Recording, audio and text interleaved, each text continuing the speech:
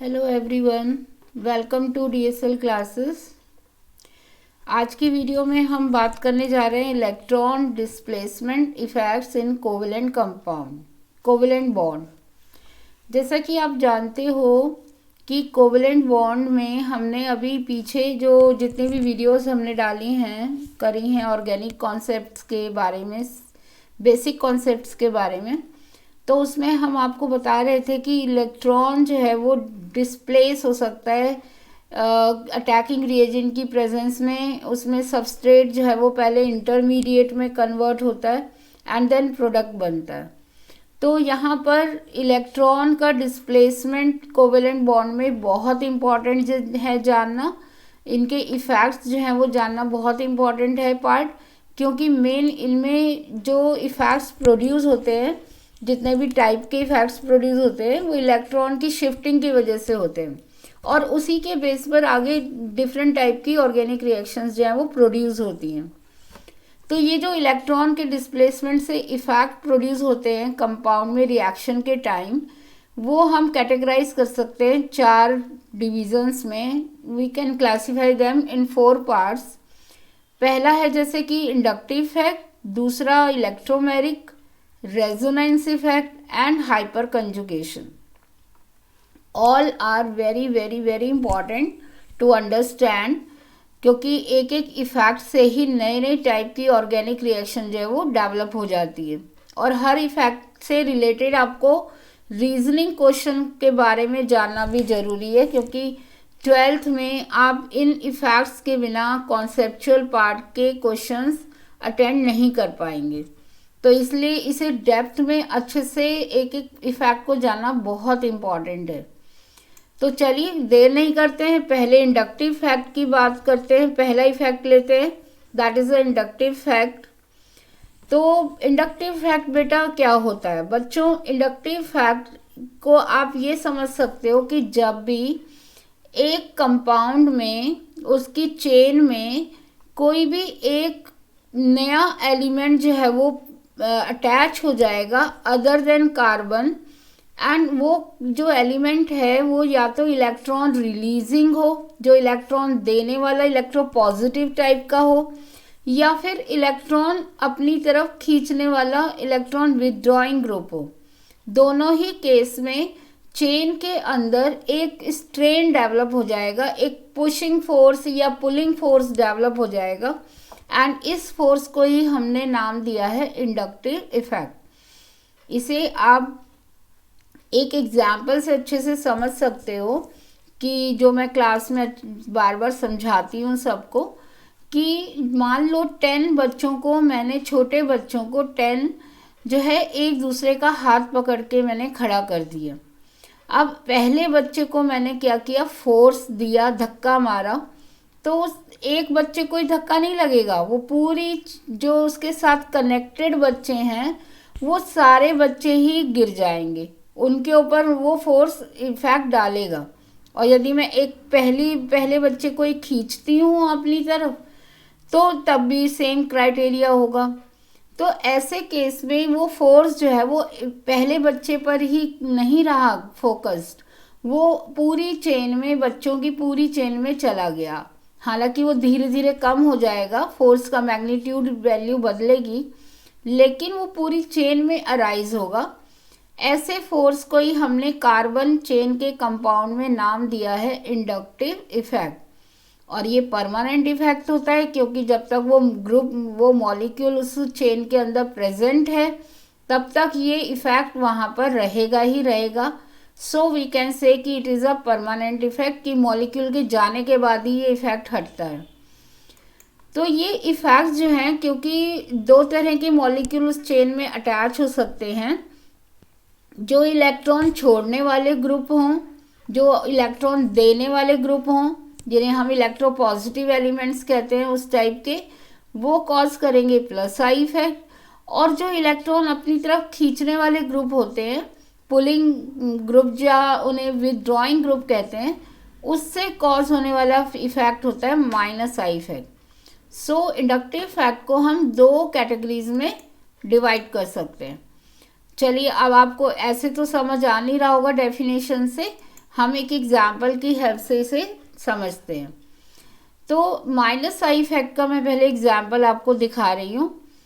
जैसे ये चेन है कार्बन की, अभी यहाँ पहले एग्जाम्पल में 2 कार्बन की चेन ली है मैंने।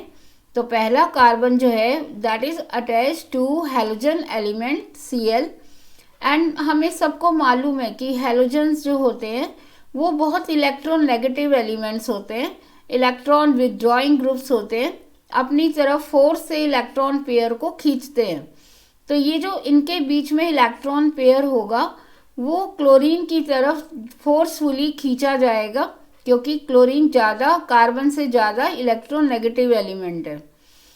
अब ये जो इससे जो इफेक्ट प्रोड्यूस हुआ वो क्लोरीन के ऊपर पार्शियल नेगेटिव चार्ज आ जाएगा, and this carbon first carbon will be having the partial positive charge. But ये पोलैरिटी, ये जो पुलिंग फोर्स है, ये सिर्फ इस कार्बन पर सीमित ना रहकर, लिमिटेड ना रह के नेक्स्ट कार्बन पर भी चला जाएगा, क्योंकि ये चेन से बंधे हुए हैं, एक दूसरे से कनेक्टेड है। तो सेकंड कार्बन पर भी फोर्स लगेगा और उसके ऊपर भी चार्ज डेवलप हो जाएगा पार्शियल पॉजिटिव, लेकिन दोनों के मैग्नीट्यूड में डिफरेंस होगा। यू कैन से आपको लग रहा होगा कि मैग्नीट्यूड सेम रहेगा क्या? नो, मैग्नीट्यूड जो है दोनों में अलग होगा, क्योंकि ये कार्बन तो सीधा हैलोजन से जुड़ा है तो इसके ऊपर ज़्यादा इफेक्ट आएगा, लेकिन नेक्स्ट कार्बन पर वो इफेक्ट थोड़ा कम हो जाएगा। तो ऐसे ही यदि हम 3 कार्बन की चेन ले लेंगे तो फर्स्ट कार्बन पर सबसे ज़्यादा फोर्स लगेगा पुलिंग, देन सेकेंड पर, और सबसे कम थर्ड कार्बन पर लगेगा। लेकिन ये जो स्ट्रेन डेवलप हुआ है, ये जो फोर्स डेवलप हुआ है, ये पूरी चेन में चलता है, ये पूरी चेन में रहेगा एक स्ट्रेन। इस फोर्स को ही हमने नाम दिया है इंडक्टिव इफेक्ट।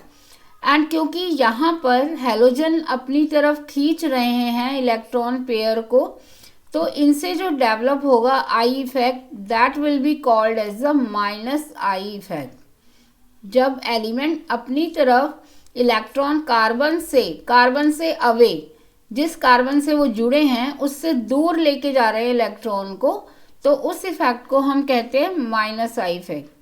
आई थिंक आपको यहाँ से थोड़ा क्लियर हुआ होगा। अब हम दूसरे प्लस आई इफेक्ट का एक एग्जाम्पल देखते हैं। प्लस आई में ये जो कार्बन है जिससे 3 मिथाइल ग्रुप ये जुड़े हुए हैं, तो मिथाइल ग्रुप जो है वो हमारा कैसा ग्रुप होता है? वो इलेक्ट्रॉन लीविंग ग्रुप होता है।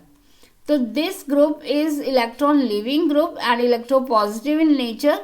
तो यहाँ ये कार्बन 3 मिथाइल ग्रुप से जुड़ा है, इसका मतलब उसे 3 तरफ से इलेक्ट्रॉन की हेल्प मिल रही है।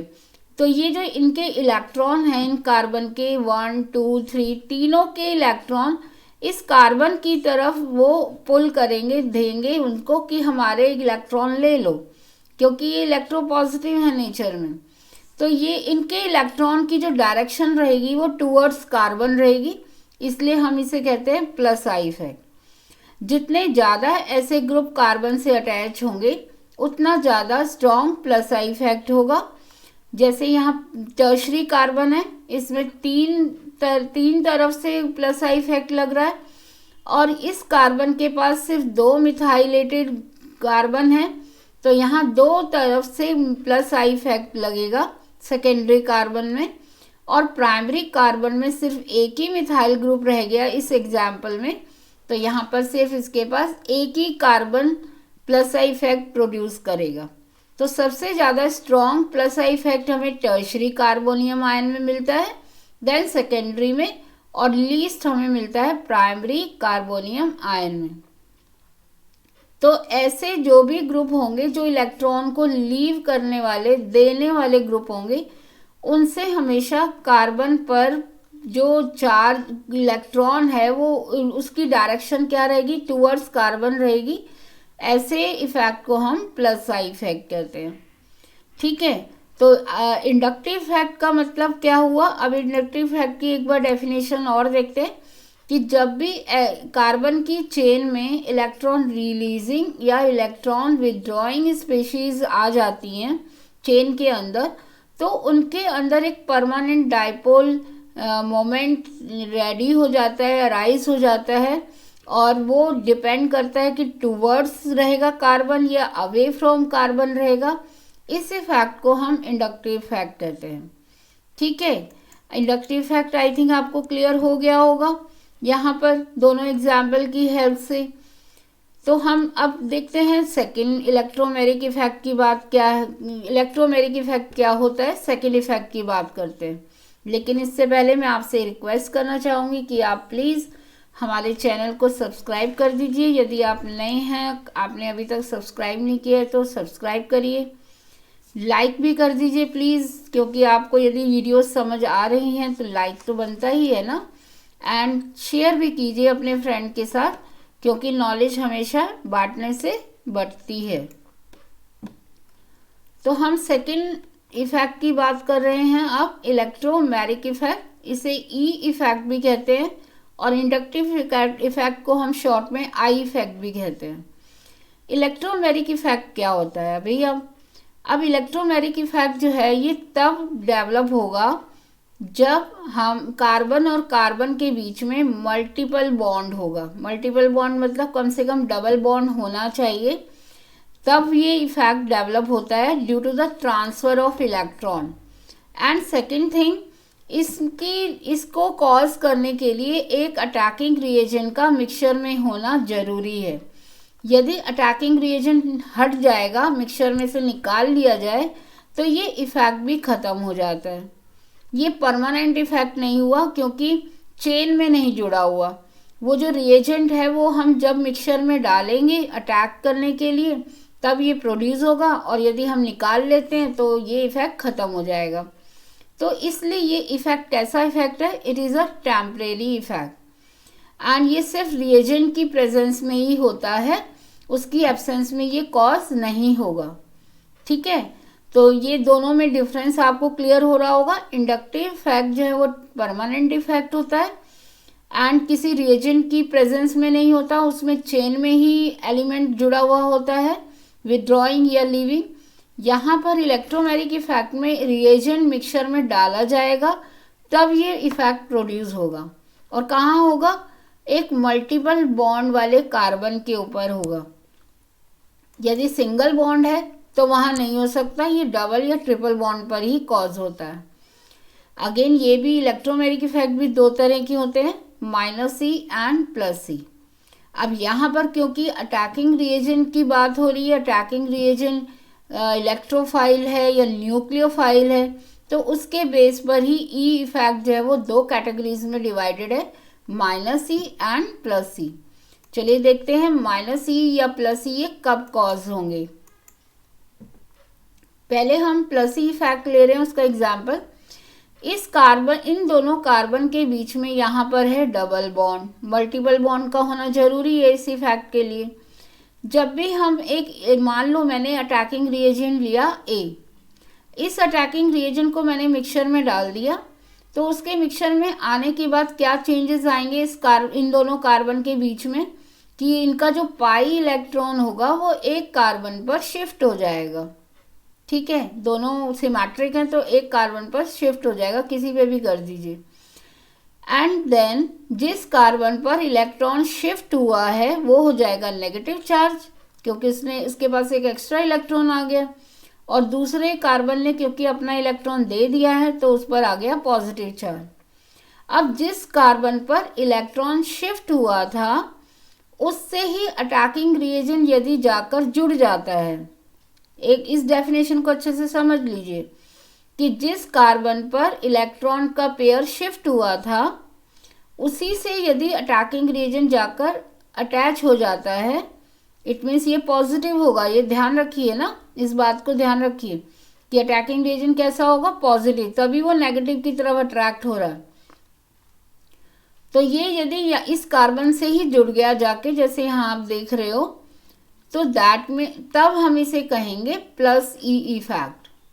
ठीक है, ये इसकी +E इफेक्ट क्या होता है, +E इफेक्ट का मतलब है कि जिस कार्बन पर इलेक्ट्रॉन पेयर की शिफ्टिंग हुई है और उसी से यदि अटैकिंग रिएजेंट अटैच हो जाता है, then it is called +E effect.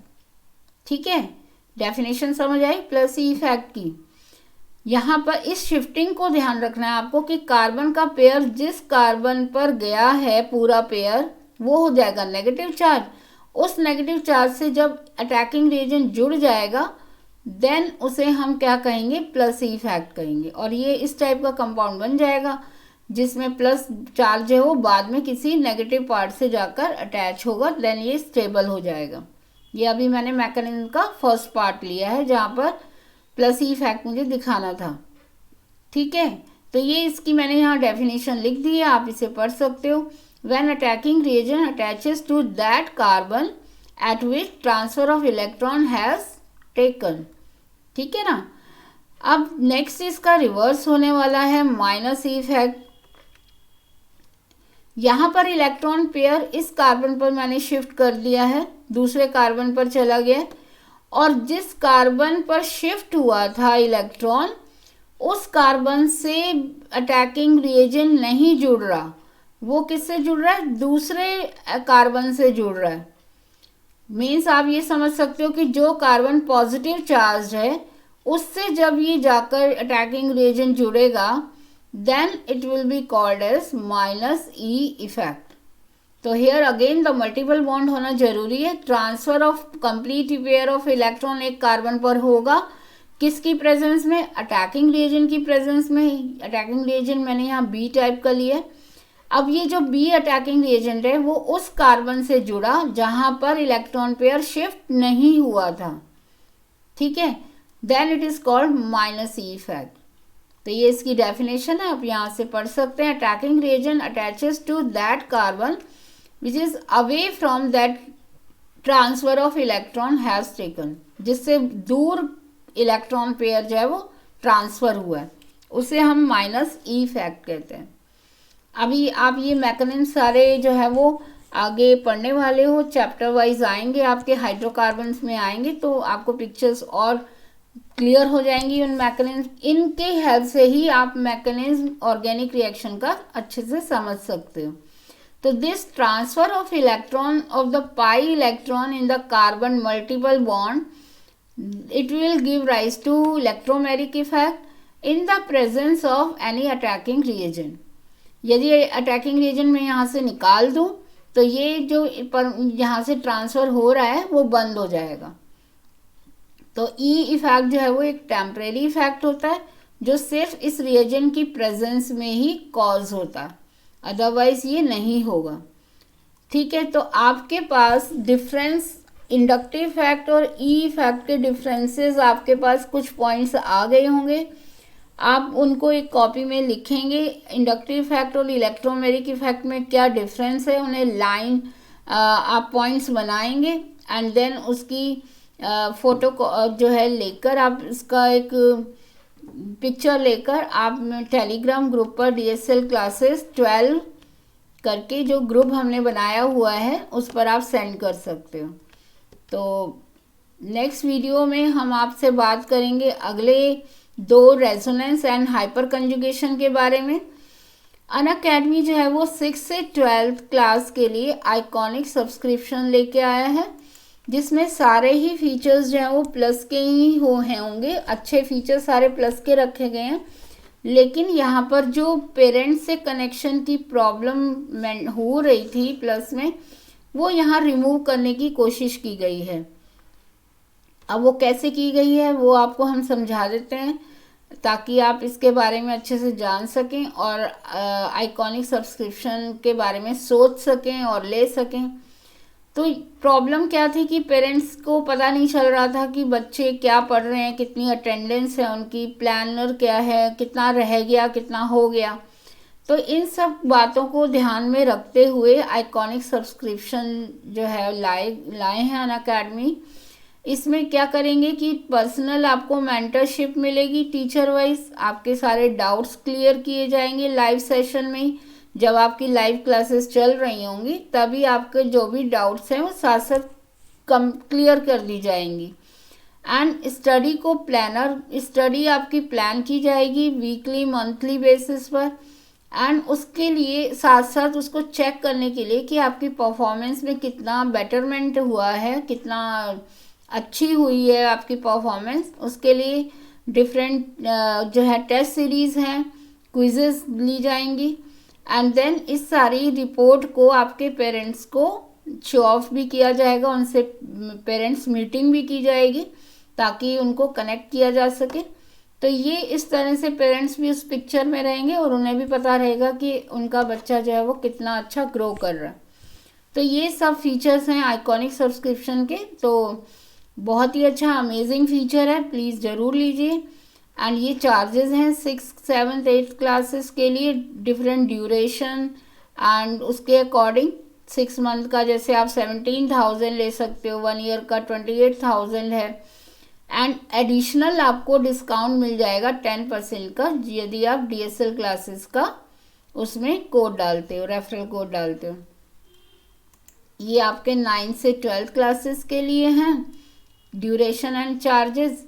तो बेनिफिट उठाइए, आइकॉनिक सब्सक्रिप्शन लीजिए अनअकैडमी का और अच्छे मेंटर्स एंड अपनी अच्छी स्टडीज़ से अपने पेरेंट्स को खुश करिए अच्छे मार्क्स लाकर। ये हमारा नेक्स्ट क्लास का स्केड्यूल रहेगा, रेजोनेंस एंड हाइपर कंजुगेशन। तो कल इसके नेक्स्ट डे आपकी क्लास होगी रेजोनेंस और हाइपर कंजुगेशन पर। तो मिलते हैं नेक्स्ट कॉन्सेप्ट के साथ। आई थिंक आपको अच्छा लग रहा होगा हमारी क्लास में, तो please like share and subscribe जरूर करना है। Thank you very much and bye everyone.